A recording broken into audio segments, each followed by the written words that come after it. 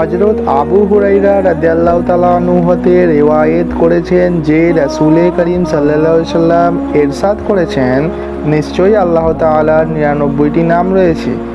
যে ব্যক্তি এগুলোকে আয়ত্ত করে নেবে সে জান্নাতে প্রবেশ করবে। বুখারী শরীফ হাদিস নম্বর 2736, মুসলিম শরীফ হাদিস নম্বর 2677। সেই নামগুলো হলো আল্লাহু, আল্লাহু অর্থ আল্লাহ তাআলা, আর রহমানু, আর রহমানু অর্থ পরম দয়াময়, আর রহিমু, আর রহিমু অর্থ অতীব দয়ালু, আল মালিকু, আল মালিকু অর্থ সকলের বাদশা, আল কুদ্দুসু, আল কুদ্দুসু অর্থ অতীব পবিত্র, আসসালামু, আসসালামু অর্থ শাস্তিদাতা,